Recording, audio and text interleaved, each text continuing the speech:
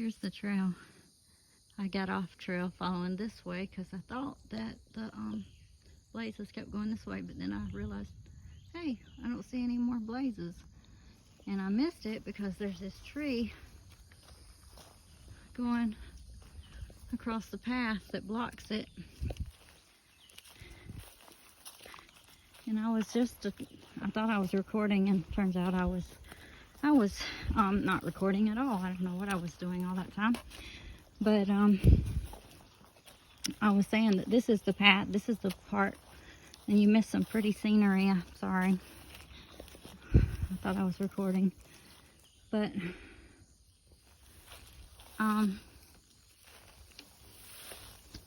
this is the section where I got off trail and got lost.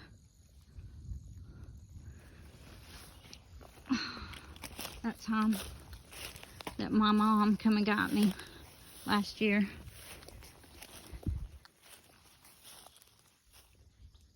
Okay, Lord, which way?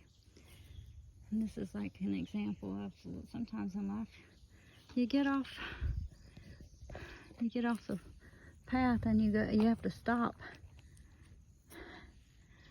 and get the Lord's, ask the Lord for help, for direction, because sometimes the path's not always clear, but His Word says that His Word is a lamp unto our feet and a light unto our path. So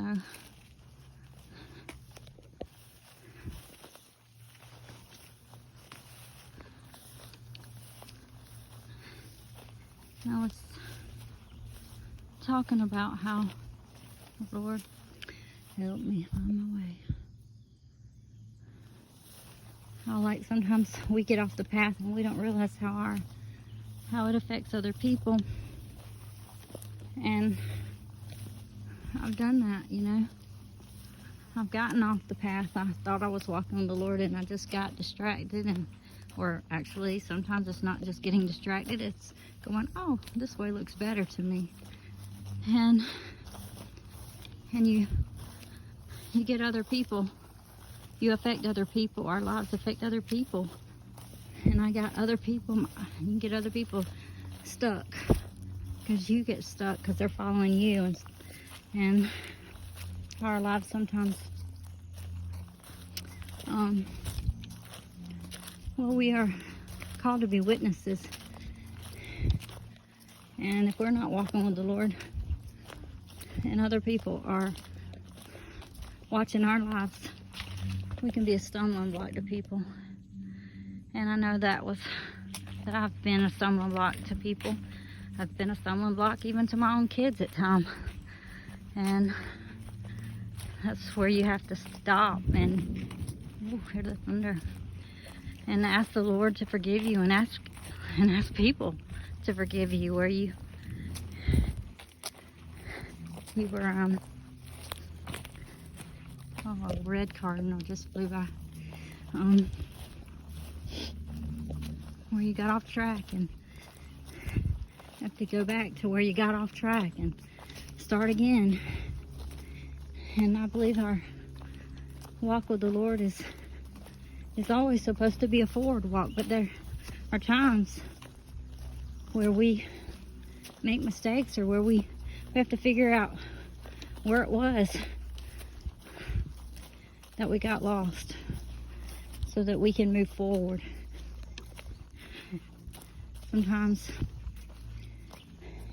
there's things in our childhood that we have to go back, allow God to take us back to, so that we can receive healing. There's just things that happen in our lives that we glance back, we ask the Lord to help us. We don't stay back there, we don't camp out, but we have to go back to those places for healing so that we can move forward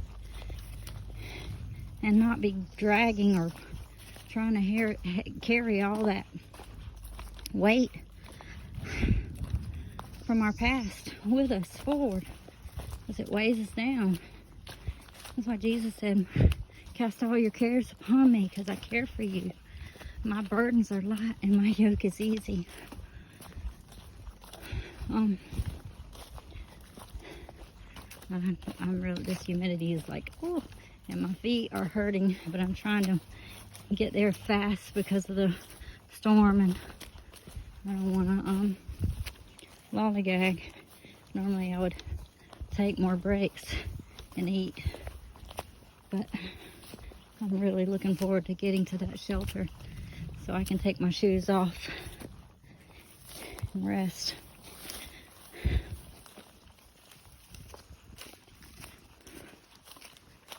But I believe that God's called us to a life of going forward. And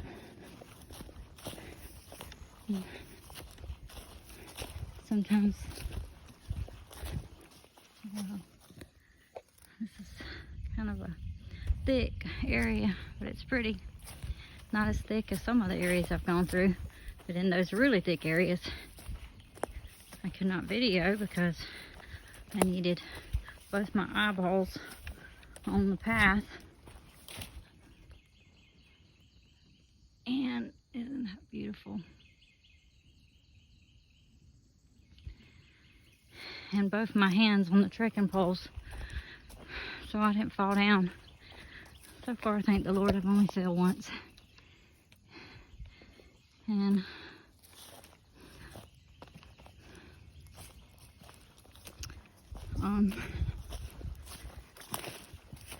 that was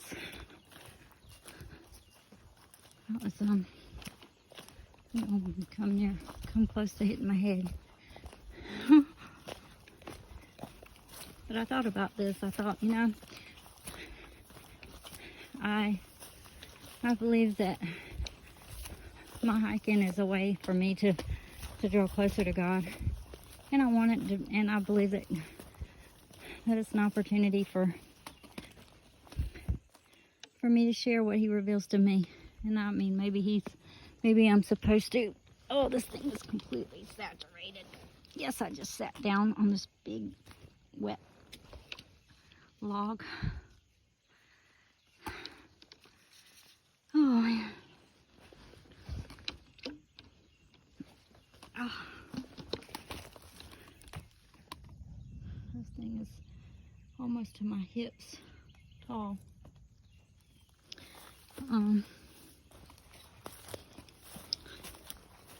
Ouch. I lost my train of thought. Oh, it's getting dark.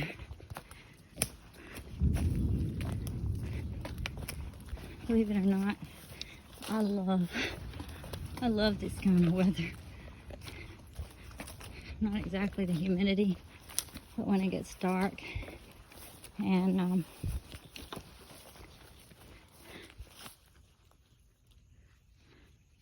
cloudy like this, and it's about to storm. Ever since I was a little girl at my granny and papa's, I can remember feeling the storm, when the storms would come, feeling excited about it. Just the atmosphere just seems so amazing. And I don't really know why that is, but I always thought if my kids hadn't have been if I hadn't had children, I wouldn't have mind being a storm chaser, because I thought storms were really, really beautiful.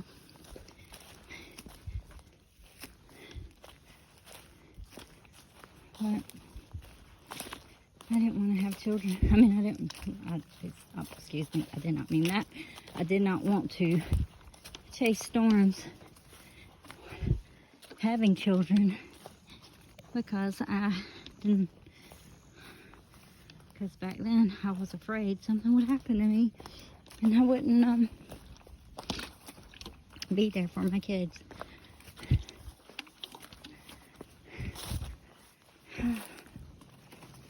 I didn't know the Lord though back then, and I don't believe that was God's plan for me. because I don't have any regrets about not being a storm chaser. I guess I'm kind of a storm runner right now because I'm trying to get to the camp before the storm hits. Oh.